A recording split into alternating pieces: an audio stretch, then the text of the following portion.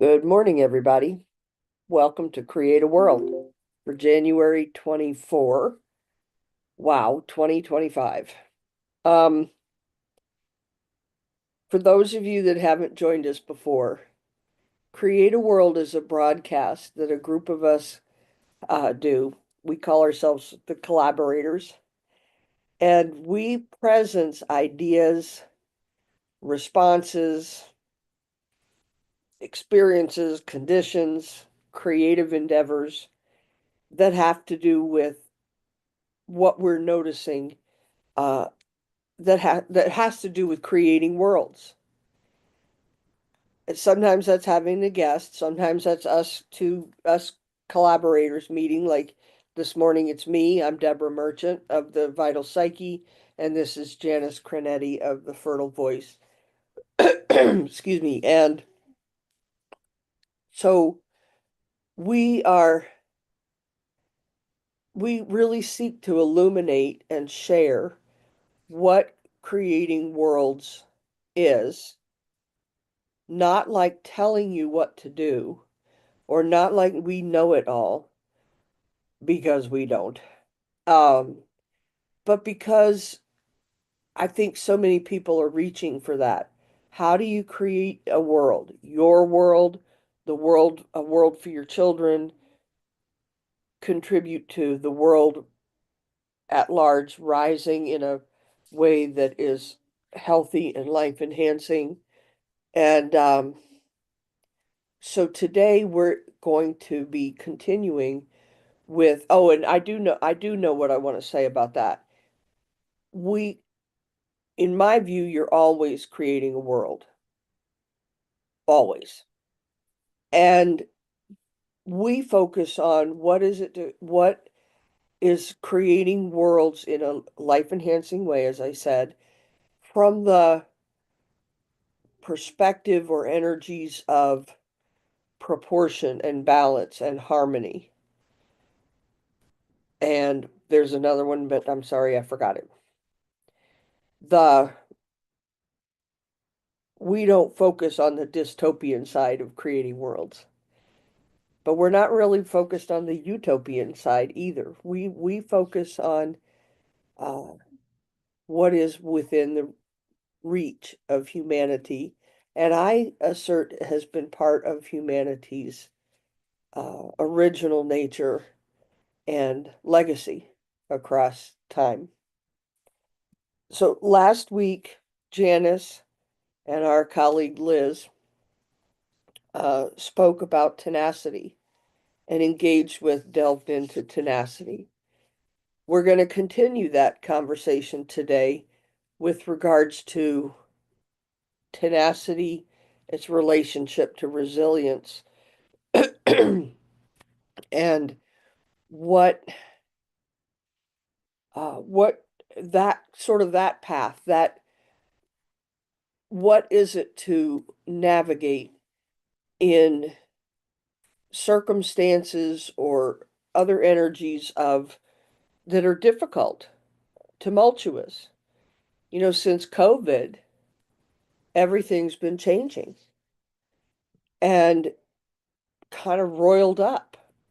And so we're taking another step into creating a world from the point of view of tenacity and resilience today. Anything you want to add, Janice? Just to reiterate, Deb, what you said that, or what I heard you say, which is that this is about each of us gaining access Yeah, to our tenacity, to our resilience in service of creating worlds. yeah, yeah. And for those of you watching, there's a chat feature, so we really enjoy and benefit from you all putting questions, comments into the chat there. And that's a huge contribution to this broadcast to hear from you all. Yeah, so please do that and join us that way. Um, in looking at all of this and preparing for today, tenacity and resilience are really very related but different. And one of the things I was really struck by is some people are more resilient than others. In other words, or tenacious, more tenacious than others. So there's a certain way that that's a quality that is part of your composition as a human being. There are certain ways that you develop that. You develop tenacity or resilience to draw on as needed. And and it's related to other qualities such as patience or courage or uh, maybe bravery. I'm not sure about that. We can discuss that. So I looked it up. Let me read you the definition here. So tenacity is a quality or fact of being able to grip something firmly, of being very determined, and of continuing to exist or persist. Resilience is the capacity to withstand or recover quickly from difficulties. Toughness. Mm, no, I don't think I agree with toughness necessarily. The ability of a substance or object to spring back into shape, elasticity. That mostly it's just the current interpretation of toughness that seems to be popular that I don't necessarily agree with. But the ability of a substance or object to spring back into shape. And at first I thought, oh, wow, that's really cool. And then I thought, no, I don't want to spring back into shape. What I was before, let's say COVID, the shape I was before COVID, and all the social changes that have just been, uh, and systemic changes that have just been kind of barreling along, that's not going to serve me at all right now. I don't want to be back at that shape. But Janice, you had because we always talk before we get on. And Janice, you had a good point. Do you want to present that again, please? Yes. So for me, when I think about bouncing back into shape, I think of it through the lens of the shape of my unique and essential original design. What I'm here to, to presence on the planet. And because I feel like it's that unique and essential original design is often what's taken the hit in the reality of separation, and feeling forced to be crunched down and fit into a particular box. Where I don't want to fit in a particular box. And so to me, the springing back into shape is to reclaim that Mhm. original nature. So then what that says to me is being able to comprehend, grasp, move with who you are as a being is kind of fundamental here. It may be a whole process in and of itself. And because it seemed to me, I keep going back to COVID because in my mind anyway, that was a point when that's when the domino effect started. It's in my mind in here in America in Western culture. So so what I noticed about those times was so many people were jarred because their sense of self was given to them by their circumstances, uh, their patterns of living, their jobs, there's which had to do with status or whatever. There were outside things informing them who they are to a large extent. And that's a generalization, but there were a lot of people really, really, really, really shocked and rocked, really. Their worlds were rocked because the external, uh, well, I don't want to keep using the word circumstances, the external conditions or quality. I think we discovered how much we defined ourselves by that and had to look from somewhere else.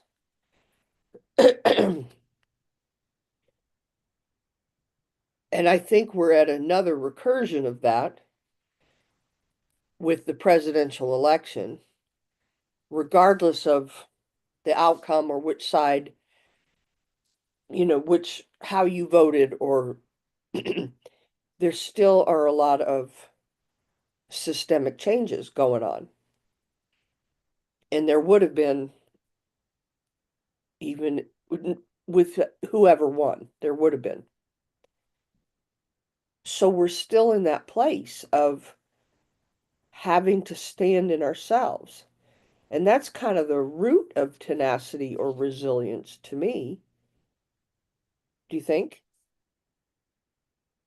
Yeah, I would say, to stand in ourselves and, you know, with the idea of our self being that expanded self, that self that has codes by which we live and has um, is in conversation with creation about, who we are and who we be in the world.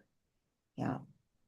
And I just want to share a quick comment from the thread that uh, it says, I don't think it has to be a quick recovery to be considered resilient. And I'd agree with that. So, Yeah. again, quick is one of those words that can be defined the way you define it. Yeah, I think the springing back, whatever speed it is the more critical piece there. Yeah, that's a really good point because uh, a lot of what we're dealing with lately, and lately being, maybe 10 or 15 years or whatever, it is a protracted amount of time. And it can lead to significant changes. You may change a lot and still be resilient. And then I'm thinking of, you know, children who have um, difficult circumstances, or, well, anybody actually. I'm just trying to think. I'm thinking through a bunch of stuff almost as you say that. So restoring oneself actually and being resilient doesn't have to mean um, returning to a sameness. You can reinvent yourself totally and be um, resilient. And I think you have to be tenacious to be resilient, actually. Yeah, Deb and I were talking about sort of the definitions of tenacity and resilience. And when I went last week, I did the same thing that Deb did, which is I looked up tenacity, and it grabbed me that the first definition was gripping firmly to something, and I thought, isn't that interesting? Yeah, because it's almost like tenacity then is the moment of declaring, up with this I will no longer put, and then deciding then what's going to come next. Yeah, So yeah, and for me, I mean, I have this one woman show that I wrote and I perform about, basically about the first year of COVID and all the things that uh, happened for me and revealed themselves to me, and the subsequent changes I made from that. And that was not, that wasn't quick, like, getting up and dusting yourself off if you fall off a bike. It was definitely a longer process, but resilience nonetheless. yeah. And that was a discovery process Right. for you, not just uh, that there were other responses besides what you'd been conditioned to have. But the discovery process, what took a while, then the implementation, then responding to the pushback. So, uh, there were, what am I trying to say? So, embedded in resilience is courage, uh, definitely tenacity in the up with this, I will no longer put, like kind of a shock of, wait a minute, no, no, that's not what that doesn't match who I am. And did I say the word patience yet? Did I say patience? I don't think so. Yeah, patience is something I thought about this morning.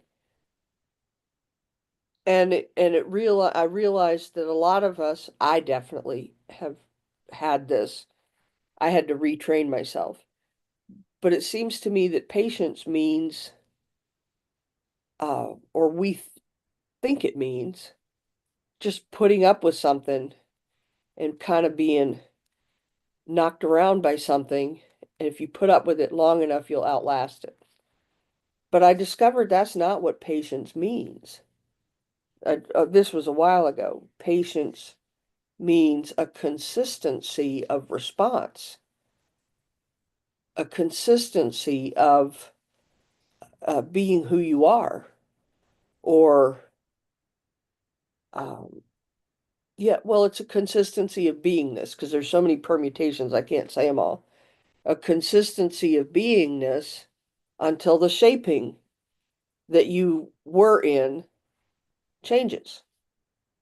Um, and I think that's important.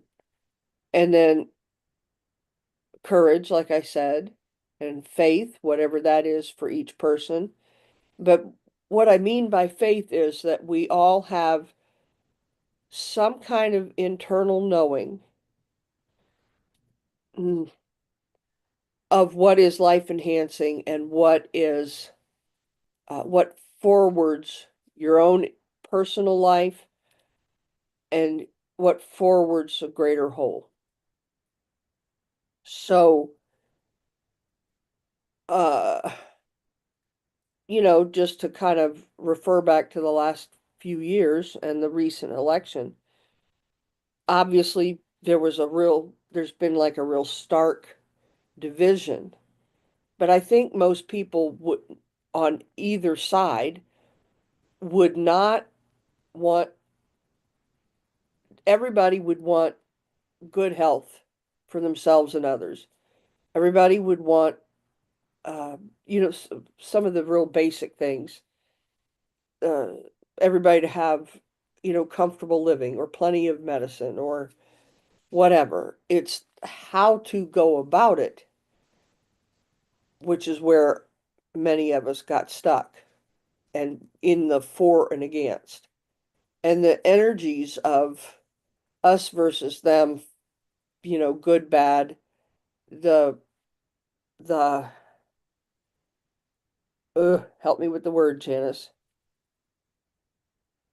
The We got, reality of separation. yes, thank you. We got stuck in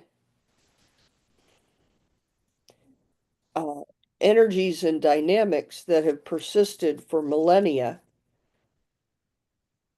And I think part of what's happening is or beginning to happen, is people having to think for themselves, having to evaluate,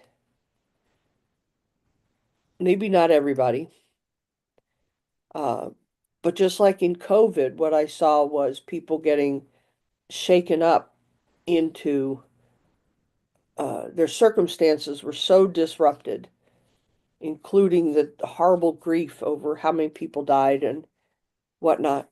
And they got disrupted into having to awaken into, well, who am I? what is it to live a life now? And I think now we're in another shakeup of, well, what's critical thinking? How do I evaluate this, or this in a way that um, I'm not stuck in energies that are like taking over my brain. The for and against, the energies of separation, the um, yeah, I think that's what is beginning, and I think that those are aspects of resilience as well. Yeah, which is connecting for me to another piece that was shared by one of our listeners today, that this notion of finding the through line. Mm, Um, and I think that sums up so well everything that we're talking about. Um, and it's finding your personal through line. Um, talk more about what, because those of us, us collaborators and those of us in the field of Tantramat, we've used that phrase a lot, but what is that? What is the through line? What is finding your through line? I mean, so I can share an example from my experience during COVID. Um, because what happened for me was I was living life at 90 miles an hour, and that included a lot of travel around the state of Florida for the work that I did. So, I mean, every week I spent multiple days in hotels and things like that.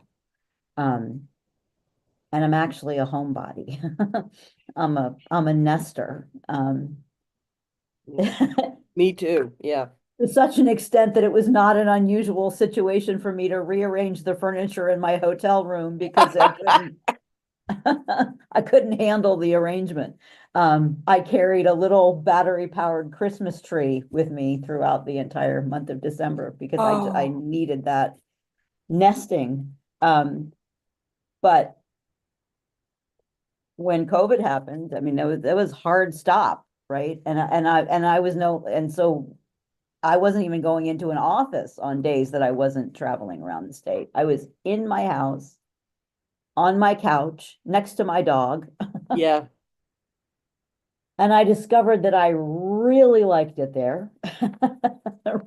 Really liked it there and really preferred it to the life that I was living. Yeah. But it also, that was sort of this very superficial occurring, but the realization that just washed over me was how I had set my life up to take care of everyone and everything except myself.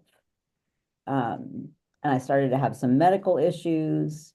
And I'm not a person who's used to having to think about whether or not I'm healthy enough or well enough to do something. Um, and and I realized how much of my behavior was being driven by the patriarchy in which I was raised, and how much that whispered in my ear Mm-hmm. every time I would think about, well, maybe I should just, or maybe I should say no to this. You know, come on, soldier, suck it up. Yeah, other people's agenda. Right. Yeah. And and I realized that the best way I could help people stand in their own truth, which was something really important to me, was to do that by example. Um, and so and so honoring and listening to my body became one of those through lines for me.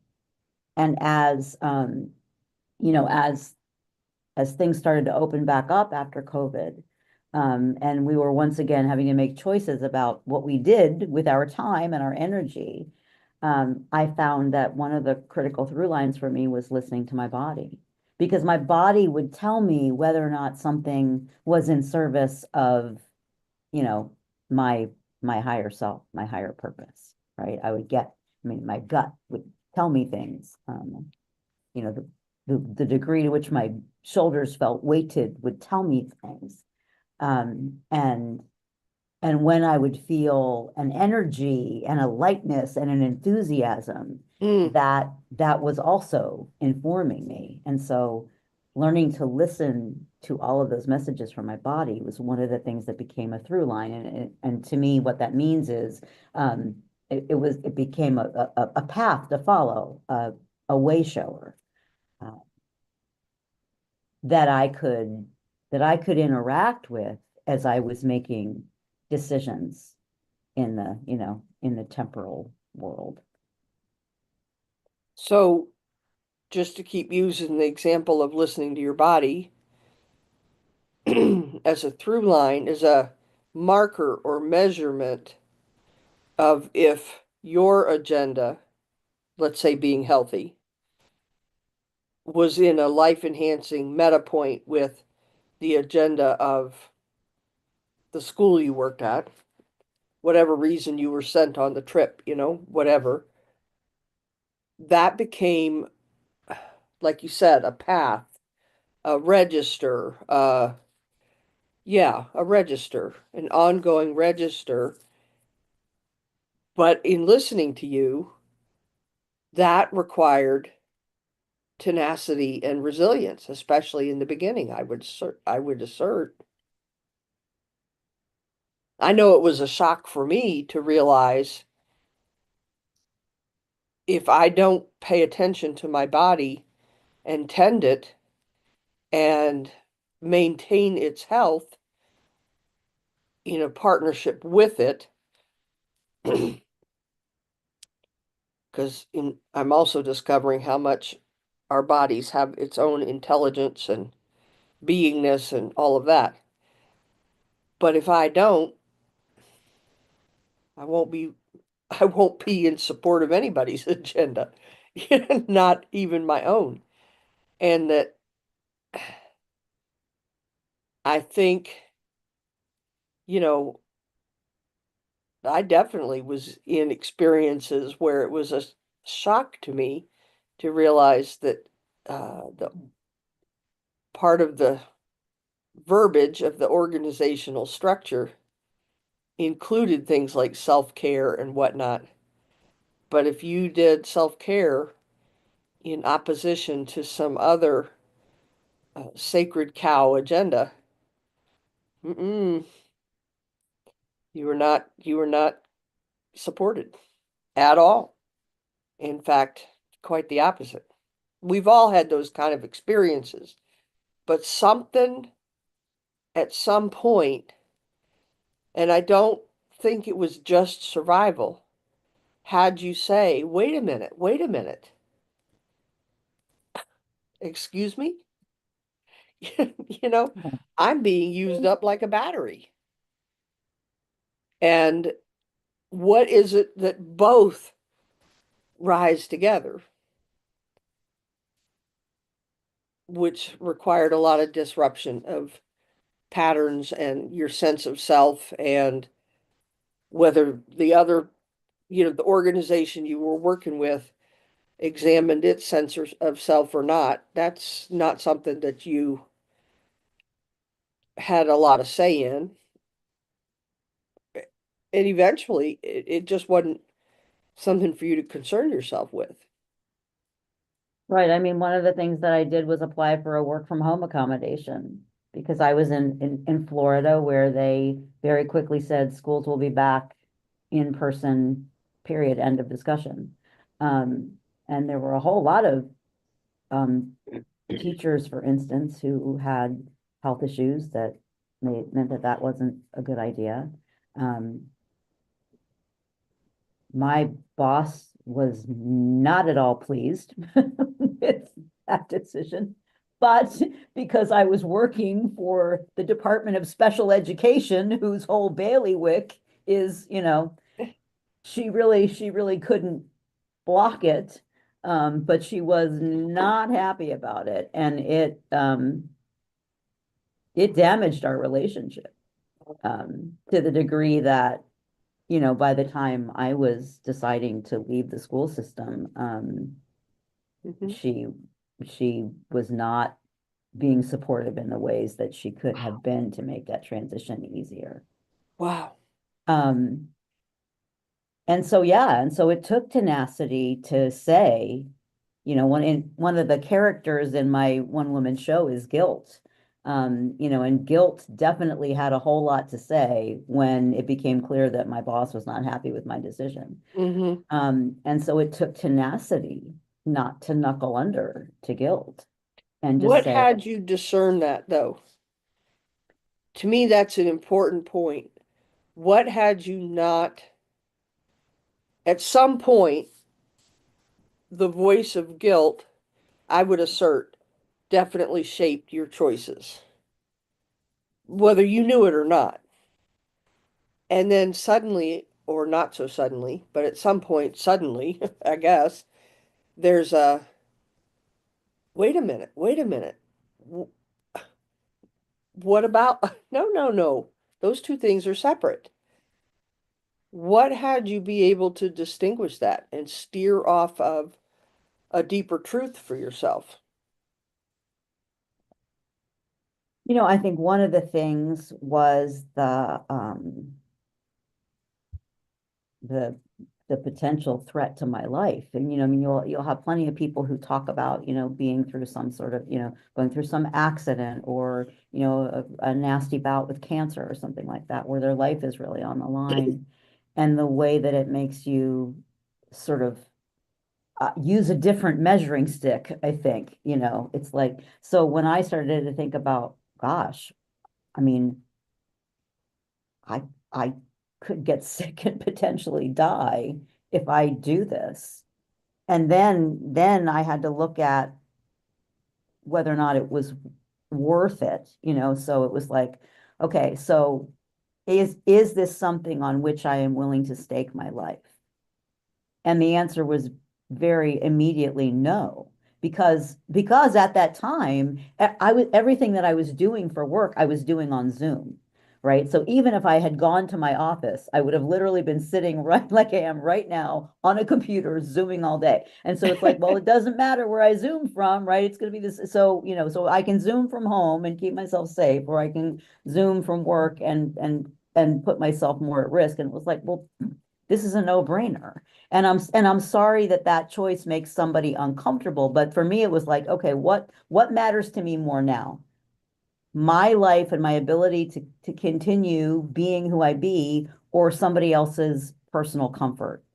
And it was like, well, there's no choice. So I think it was, it was sort of the overarching seriousness that helped me realize that somebody being perturbed at me was not, didn't register very high on the scale of importance. But you still had to meet that disturbance over and over and over and over and and find ways to thrive with that going on. And here's something that occurred to me while you were talking that I think is really pertinent to the moment in time that we're in right now here in America and maybe a lot of other places. The person, so you were working for the special education department or working to serve special ed students, which is, in my mind, all about a mindset that I just call how can I? Meaning, how can I accomplish this? How can I have a certain result, but through a different path? How can I tap the ableness that I do have, whether that's, uh, you know, physical, mental, whatever the words are, the differences, whether it's just how do we move with the differences and still have the result of someone being educated so that they're empowered for accomplishment in this society. Okay, that's a really cool set of goals. You wanted a differently abled accommodation. And you were met with, boom, that's not the way it's done. Mhm. So the whole um, thought process or beingness of serving people who are different, and the truth is we are all neurodiverse, we are all differently abled. Uh, it's just that some are more noticeable than others. I find that fascinating. I find that really fascinating. But we're in some of those times now where it's already begun that we're being told, well, it is a certain way. The truth is a certain, and for those who, uh, for whom that's more accurate, it's not a disturbance. For those who find themselves not in that stream, then they're up against it just like you were with that person who didn't want to make an accommodation and took it personally. They completely took it personally. And it became you versus them, or somehow you had to be labeled as antagonistic, deficient, when it could have been just as easy to have a partnership conversation. And that's a lot of what's begun now too. How do we find the partnership conversation? And, and I think it's important for us to remember, and again, this applies to lots of us in various Western cultures, that um, we don't have to live in an official hierarchy Yeah, like a dictatorship, yeah, you know, to still be at the effect of hierarchy, right? I mean, right, so right. in the United States, we consider that we live in a democracy, but there's absolutely hierarchy at Yeah, play all over our lives. yeah, And yet, I would argue that the hierarchy is not part of the unique and essential original design of humanity. Um, we call ourselves collaborators because we want to be in that energy and in that space, not in a place of hierarchy where these people have the answers and other people are just supposed to listen. And so I think we are all in the process of reformulating what it is for ourselves yeah, to live with our own code as the primary driver, as opposed to, you know, what the new field network that I work with, what they would sort of call programming. Um, and sometimes when I say the word programming, people have a really strong reaction because I don't know, I think they've associated with, like the evil scientist, yeah, twisting his mustache or whatever. But it it's not that it's always that overtly aggressive. yeah, It's all of the stuff that we've been raised with, that yeah, we internalized, some of which we may want to pay homage to, and some of which we may want to jettison. Um, and and to me, part of tenacity and resilience and perseverance and all of that is taking a moment to really go inside and ask what what's true for me, what matters to me, what are the principles around which I want to design my life? Um, Whether your 10 neighbors down the road would be on board with that or not. You know, it really, I think that that is part of where we are. We're really in that moment of having to ask, who am I? Who, who, who do I want to be? Who do I be? Um, because by and large, if you're raised in any culture, you're raised with a lot of information Yeah, about how you're supposed to be. I find it really fascinating that,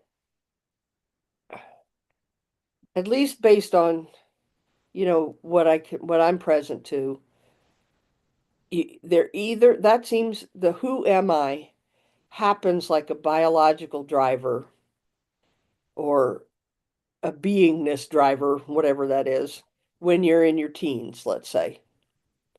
Actually, little kids do it all the time where they pretend I'm Superman, I'm a ballerina, whatever. And I remember reading that Erickson said, it's really cool how kids just try on different identities all the time and it's not a big deal until all of a sudden it becomes a big deal. You're supposed to suddenly have just one. Then there's the teen years, and everybody, that's part of a developmental phenomenon where you examine, well, who am I and who am I distinct from my parents? But then as adults, who am I distinct from my organization or my boss or um, my children? Well, that's a big one. Um, is not as acceptable until some circumstance happens that's a shock to the system. You know, a job loss or a death in the family or the fires in LA. Those people are going to, or, North Carolina, all those places that have been hit by the uh, weather conditions, people are going to be completely resorting. I think they'll either find a way to anchor in, well, this is who I am, and rebuild from there, or they're, who am I now as they rebuild. And I'm thinking, what if it doesn't have to be some crisis or um, discombobulating circumstance? But I agree with you entirely that sorting who you are is an important part of tenacity. But I don't think it has to be like that first, then you're tenacious or can be tenacious, then and resilient. I think it's like when you were describing parts of your journey that led to the show, the one woman show, some sense of self just rose right alongside of the conditions. And then there was an evaluation of what's going on here and what am I going to choose. I find that fascinating. Even if we didn't have a practice of sorting out who we are, that can really just suddenly be there. But I don't know why I want to share this. It's a movie. I still don't know the title of it. I watched it years and years and years ago. And the actor is Michael Keaton. He plays a man, a businessman who works too many hours and, has this was from the 80s and it so very stereotyped kind of um, family dynamic in the white middle class. And he gets sick, he gets diagnosed with cancer, and he'd been told he was really angry and all that before, but he just always fluffed it off. but he had to really start dealing with it. And a Chinese doctor, because he tried everything to be cured of cancer, and the doctor said, You have to learn to stop being angry. You have to learn to let it go. And he just could not understand what that was. He couldn't get it. And he just kept getting sicker and sicker. And there was a certain aspect of he didn't want to. He couldn't believe it, couldn't get access to it, didn't really want to. And um, you know, he died. And that movie sticks with me a lot. I don't know why. I really don't. Except there's a choice point somehow. Because on the one hand, oh, you've got cancer. And yes, it was terrible diagnosis and all of that stuff, but there was a normalcy too. Okay, you've been diagnosed with cancer. That happens. And then the downward spiral, and that was, and the total rearrangement of the family. And that was considered normal. But going to figure out what makes him angry or how to not be an angry person was abnormal. And he had no tenacity or resilience or choice about that and living a life that would have been really different didn't call him forth enough to do that, to take that journey. It just didn't. So there's something about being called out that has to do with tenacity and resilience too.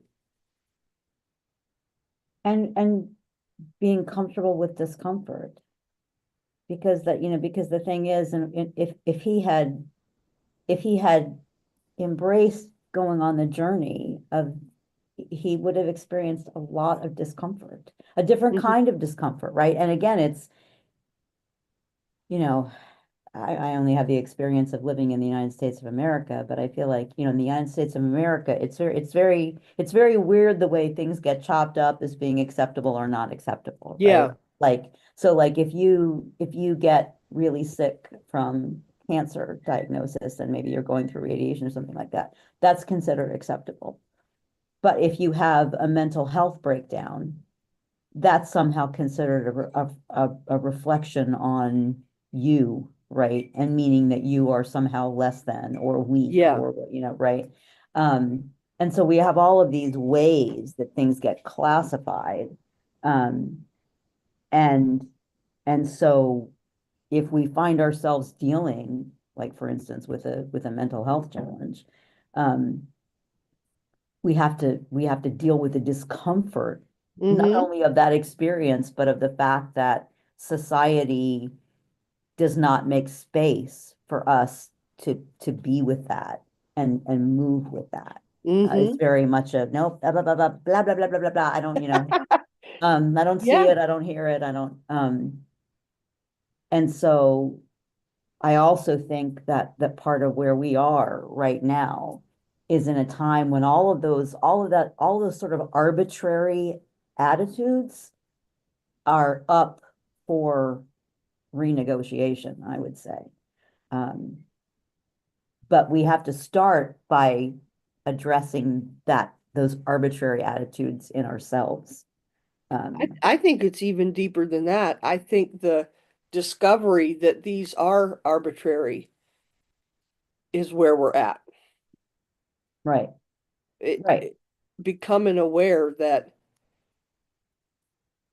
that's not necessarily real or the truth, and I've been acting as if it is. And to go back to the movie, like to think in terms of the accepting the discomfort of cancer, deteriorating family, everything fell apart. Obviously, it would when the breadwinner dies, and everything just it changed. And all of that was acceptable. that, and as opposed to accepting and moving with the discomfort of what you said of, well, who am I if I'm not angry? Oh, well, I keep having all these people tell me I'm angry. So maybe, that thing of if you get called a duck often enough, maybe you're a duck. Except there's the other side of it of getting told you're a duck, like to make you conform. But you're right. To accept the discomfort of a completely unfamiliar journey. And you're right. I think we're at a point of, that's not necessarily tr the truth or the sum total of reality. That's somebody's arbitrary and imposed um, perception and belief, and who am I in relationship to that? And it's really hard to sort this stuff without being for and against. Like you can get lost. That was a critical thinking piece I was thinking of. You can get completely lost in like you and that your boss, the other teacher. She's wrong. Look how mean she was to me. She's thinking, wow, Janice just, I don't know what she wants, but she's not being a team player. The for and against. You can get lost in that as if that was the truth instead of, and a good use of energy, instead of looking at where did I get that idea? Who said, how did I get there? That that's a good use of our energy together. And I think we're at that kind of wake up point that I'm calling critical thinking. That's going to be interesting. Because there's really so much that's up for grabs right now. What does that mean? Um, so as all of the systems that we've clung to fall apart, then all of the suppositions on Hmm. which we've based our life are really are being dismantled. And so then from what place do I make my choices and my decisions? And um, Hmm. you know, we really are, I believe, being called back into learning ourselves. Yeah. Um, and that's just a very destabilizing place for Yeah. a whole lot of us. Yeah, it really can be because when I had a series of changes. By now it's been, can't believe it's only been about 2 years. Wow. 2.5. Wow. It feels like more than that. But I discovered how much I'd been shaped by the system I was born into. I had no idea. It wasn't just mental or emotional. It wasn't just, no, I'd been shaped by these ideas and things that I considered to be real or good ideas, or, well, I can put up with that while I'm on my quest to make a difference, whatever I thought. Who knows? But I have literally felt mentally, emotionally, and physically changed since being out of certain structures of living. And that's been a doozy, which I would assert is the exact same thing that you represent in your play, in your one woman show. That you're not the same size and shape as you were under those things, but in under those dynamics or energies. But then here with the definition of resilience, you were returning to, or here it is, this you were springing back into shape and returning to the size and shape of something even more permanent that drove you, but it was a bit of a surprise that that was a more real determining factor or driver that you were returning to, the size and shape of that, springing back to. So I don't think tenacity and resilience are simple phenomenon, and yet they're totally simple and phenomenon. I mean, that's the thing about the human experience is I feel like it's never simple, right? Yeah, Um, and honestly, I think that's another thing that's up right now yeah. in how we're shaping reality is that, I think a lot of us were raised to think that things were simple, right? Because they were binary, they were dual, they were good, bad, right, wrong, Mm-hmm. um, black, white. Mm-hmm. Um, whereas in reality, there's a million shades of gray, right? Mm-hmm. And and recognizing that being a human being and being a human being who chooses to be conscious in the midst of being a human being. that's that's no small feat, baby. That is No, it's not for the not. faint of heart. It's not. But I mean, I keep going back to your one woman show. The Oh, we got 3 minutes. Okay, so there was I'm going to say sudden recognition. Wait a minute, this isn't what I'm going to steer off of. What's underneath? Then you had the process of awareness and whatnot, like becoming conscious and then living as a conscious being. That's a constant discovery process. But something had you able to steer off of that. And and to me, that's like the fundamental consistency that patience is. The consistent uh, return to something that you were calling consciousness of self and how to express that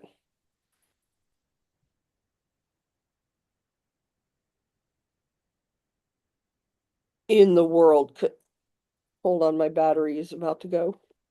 Oh, sorry. Let's see if we Okay. can. So, I don't know. I don't know. There's a lot about consistency in here, and I don't know how to sum that up.